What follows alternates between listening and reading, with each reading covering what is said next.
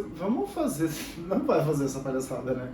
Vamos para o segundo dia de leitura do livro Imitação de Cristo, de Thomas Kempis. Tomás de Kempis. Tomás de Kempis. Ou Kempis. Mas não tem um H. Não? Thomas Kempis. Tomás P. Kempis. Kempis. Isso aí. Fechou. Desculpe, Thomas, se eu falei seu nome errado. Mas capítulo 2, de pensar humildemente em si mesmo. Todo homem tem desejo natural de saber, mas que aproveitará a ciência sem o temor de Deus? Melhor é, por certo, o humilde camponês que serve a Deus, do que o filósofo soberbo que observa o curso dos astros, mas se descuida de si mesmo. Aquele que se conhece bem, despreza-se e não se compraz em humanos louvores. Se eu soubesse quanto há no mundo, porém me faltasse a caridade, de que me serviria isso perante Deus, que me há de julgar segundo minhas obras? Abandone o desejo desmedido de conhecimento, pois nele se encontram muitas distrações e enganos.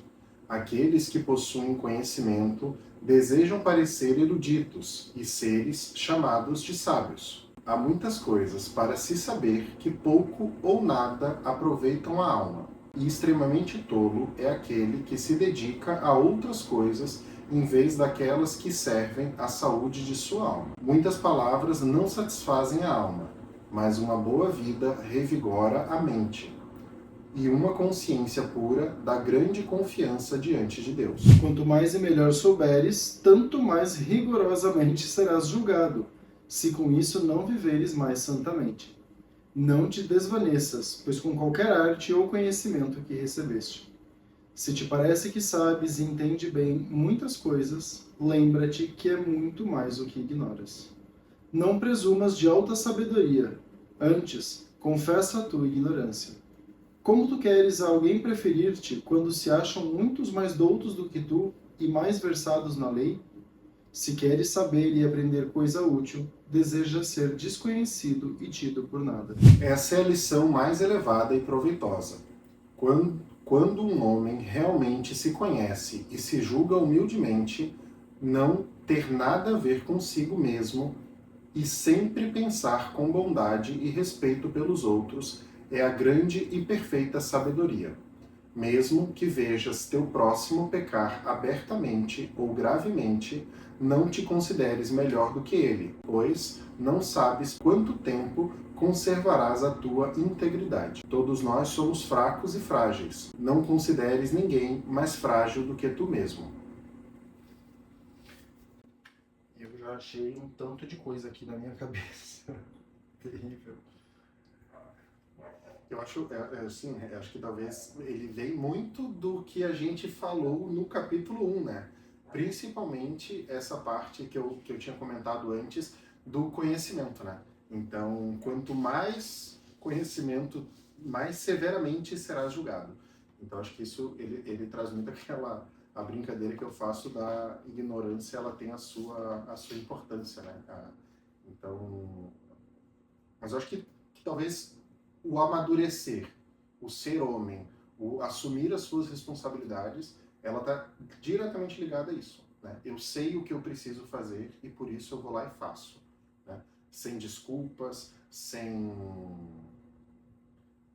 Eu acho que sem essa coisa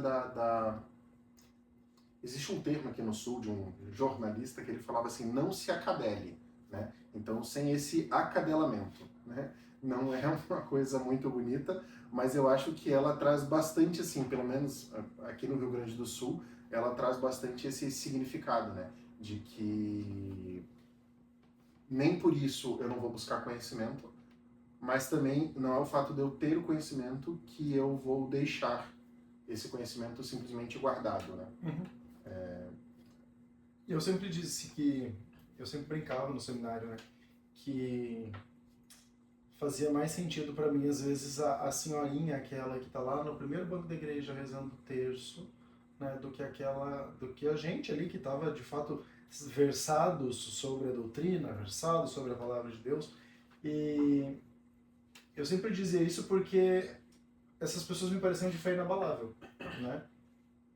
Eu tenho um grande exemplo que é a minha própria avó, assim, né? O quanto ela teve fé até o último minuto. E quanto nós esmorecemos, muitas vezes, né? E hoje, com a quantidade de informação que nós temos na internet, ou de fato, né, com os estudos que nós fazemos, mas eu acredito de fato que é importante esta sabedoria, né? Que nem aqui o autor ele fala, acho que é ali no primeiro parágrafo, sobre a ciência, né? Mas que aproveitará a ciência sem o temor de Deus? Claro, não é uma exclusão, né? Não é ou a ciência ou Deus, né? O Papa João Paulo II, São João Paulo II até fez lá o documento Fides et Ratio, que vai falar sobre isso, né? Sobre fé e razão. Mas o quanto de fato esse saber ele precisa me aproximar de fato mais de Deus. Se não fizer isso, se eu não for uma pessoa melhor com todo esse conhecimento, ele não serve para nada, né? Eu tinha um professor que ele falava muito isso, do Deus que é um mistério tremendo e fascinante, mas que ao mesmo tempo ele falava absconditus et revelatus, aquele que, à medida que se mostra, à medida que se revela, mais ele se esconde. E aí o autor fala ali, né? Quando nós achamos que nós sabemos muito, então ainda lembre-se que existe muito mais que você não sabe. Né? E acho que essa é a dinâmica do mistério. A dinâmica de saber que Deus é inalcançável nesse aspecto, né? E por mais que a nossa ciência busque, e aí a gente sempre vai ser, de certa forma, ignorante também. Sim, sim. Não, eu acho que o livro, o capítulo 2, ele começa, né? Há naturalmente em todo homem o desejo de conhecer. Né? Então isso é nosso, isso é do ser humano, né? Essa sede pelo conhecimento. Então, e que a gente busque de fato o conhecimento para as coisas boas, né? Para as coisas que nos aproximam de Deus. Né? E ao mesmo tempo, né, o que acho que você comentou, que trazia muito aquela coisa, quanto mais eu conheço Deus, mais eu estou junto dele, na presença dele, né? E eu diria, inclusive, que quanto mais a gente conhece uma pessoa, mais a gente se apaixona por ela, mais a gente está envolvido com ela, né? Então, eu acho que se a gente traz para a realidade do nosso dia a dia, eu acho que é isso, né? Quanto mais, no meu caso, como um homem casado, quanto mais eu estou junto à minha esposa, quanto mais eu estou junto dos meus filhos, quanto mais eu participo desse dia a dia de casa, esse dia a dia de família, mais eu estou apaixonado por aquilo tudo, e mais eu estou dentro daquele ritmo familiar. Né? Então, às vezes a gente percebe, nossa, como eu estou cansado, como eu queria umas férias, nossa, né? Então a gente tem muito aquilo quando eu vou a Santa Maria fazer os retiros lá com o pessoal da Liga dos Homens, tem muito essa questão assim, às vezes a Letícia fica num sentimento de, ele foi tirar umas férias, né? Mas o quanto lá, que a gente está lá buscando Deus, buscando estar próximo de Nossa Senhora, buscando uma vida mais virtuosa, mas o quanto lá a gente também fica com aquele sentimento de querer estar junto, né? Poxa, eu tô perdendo um almoço, tô perdendo um café da manhã, tô perdendo aquela brincadeira do domingo de manhã de casa. Então, eu acho que assim, o livro, ele nos traz vários tapas na cara, né? Cada capítulo a gente está tomando aqui uma bufetada, né? E que isso, ele não seja algo que nos faça pensar em desistir, mas bem pelo contrário, né? Que eu sei que o caminho, ele é difícil, né? Eu sei que Deus, ele exige muito da gente, mas ao mesmo tempo, ele tá de portas abertas para nos receber, né? Então, se a gente traz a visão do filho pródigo, né? Acho que tem muito isso, né? Deus, ele tá com as portas abertas para receber todos nós, né? Por mais que de alguma maneira a gente esteja distante, por mais que a gente já não tenha uma vida de oração muito grande, por mais que a gente não vá à missa, por mais que faça tempo que a gente não se confessa, mas Deus tá lá, ele tá nos esperando, né? Então, sempre é a missa para confessar e para colocar a vida em ordem também, né? Com certeza, não, eu acho que sim. E aí é o que eu falo da história do conhecimento. Eu acho que não adianta a gente simplesmente ir na missa por uma questão social, porque tem que ir na missa de Natal, por exemplo, em família. A gente vai lá, comunga, faz tudo, mas a gente não se preparou para aquilo, né? Então a gente... a minha catequista, quando eu era muito pequena, ela usava a figura de linguagem, digamos assim, ela usava o exemplo para a gente, quando criança, de que a nossa casa está bagunçada, então o nosso corpo está bagunçado. Se eu vou receber Jesus dentro de mim, eu preciso organizar. E a confissão, ela é isso, né? Então, eu aprendi dessa maneira, digamos, para minha catequista na época de criança, que ela falava isso. Então, a nossa casa, ela precisa estar em ordem, né?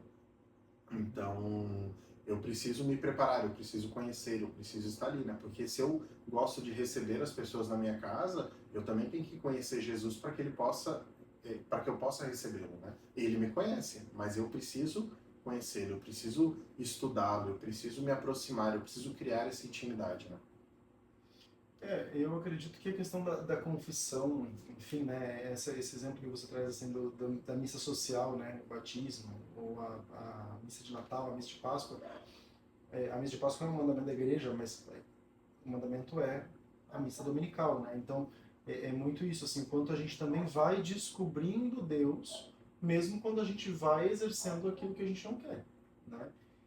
Mas mais do que isso, né, me chama muito a atenção uma coisa que a gente até tem vivido muito, eu percebo muito isso dentro da minha vida, pelo menos pelos âmbitos onde eu circulo, assim, da vida religiosa, que falam muito disso, né, que tem vivido, experimentado isso, que é essa última parte aqui do parágrafo 4, que ele fala: ainda quando vejas alguém pecar publicamente ou cometer falta grave, nem por isso te deves julgar melhor, né? E quantas vezes, e eu vou dizer isso por mim mesmo, né? A gente vai tendo conhecimento e a gente vai usando aquilo não pra gente, mas para apontar o dedo pro outro, né? Eu falo que, assim, ter estudado liturgia foi uma das piores coisas que eu fiz na minha vida, porque eu tenho um ranço hoje quando eu chego numa igreja e a missa é mal celebrada, o povo faz uma bagunça, eu fico, meu Deus, por que isso? Mas no final das contas é o próprio Cristo que está ali, é o próprio Cristo que vai, né, ser dado a mim na hora da comunhão, a graça está ali acontecendo, né? Claro que a gente tem que ter uma liturgia bem celebrada, mas é exatamente isso, né? O quanto também o conhecimento ele não pode ser só para eu jogar na cara dos outros aquilo que não tá certo, né? Não tá certo tem que começar de mim, né? E é uma coisa que eu falei hoje, inclusive, que a gente sempre repete, né? Não é porque as pessoas, porque todo mundo faz errado, que se torna certo, né? E como que a gente vai manter essa consciência? A partir do conhecimento, mas mais do que o conhecimento, a partir da graça. Né? Então é isso, é o cultivar de fato essa relação com o Senhor. Eu acho que esse parágrafo ele também serve para nos fazer também trabalhar um pouco mais a questão do apostolado até, né? Porque, eu vou numa missa e aí a senhorinha que está cantando na missa é terrível. Então, e eu, enfim, sei tocar violão, sei tocar piano, ou canto bem e tudo mais, né? O quanto eu também não me coloco à disposição de estar ali me entregando aquela hora, né, de trabalho, né, de tocar uma música, de cantar numa celebração, que eu sei que vai aproximar mais ainda as pessoas de Deus, né? Então, eu acho que a gente também muitas vezes não é só o apontar o erro do outro, mas também reconhecer onde a gente também pode se colocar à disposição, né? Então, seja numa liturgia, eu quero participar de uma leitura, eu quero ajudar no acolhimento, né, entregar um folheto para quem está entrando na missa, eu quero ajudar na hora da coleta, passando ali a cestinha na hora de... Não, isso não me irrita. O que me irrita é o padre que celebra mal. Só isso, mas tudo bem. Mas daqui a pouco até isso, assim, sabe? Até daqui a pouco essa ideia de, sei lá, propor pro padre, vamos fazer um curso de liturgia aqui na paróquia, enfim, né? Porque eu acho que talvez são formas da gente colocar também os nossos dons à disposição da própria igreja, né? Então, porque senão a gente fica naquela coisa, né? Eu coloco a minha armadurinha de intocável, eu aponto o dedo para todo mundo, mas eu também, o que eu faço para melhorar a vida daquela comunidade, ou até para ensinar as pessoas, né? Porque acho que talvez é a frase que eu mais falei aqui, que a ignorância, às vezes, ela é uma bênção, né? A pessoa nem sabe que está fazendo errado, né? Eu acho que, no fundo, o que a gente precisa entender é que o conhecimento, ele vem, ele existe, ele precisa ser adquirido, mas ele não pode, e não é só pelo conhecer que eu vou achar que eu sou de fato uma pessoa erudita no sentido espiritual, né? No sentido de aquela pessoa é uma pessoa de oração. Muitas vezes não, muitas vezes é uma pessoa que só tem conhecimento mesmo, que lê, mas que não transforma aquilo na sua vida, né? Então isso não faz muita diferença. Mas perfeito, é isso eu acho. Muito bem, então encerramos hoje o segundo capítulo e nos vemos em breve com o capítulo 3. Muito obrigado e até a próxima. Até lá.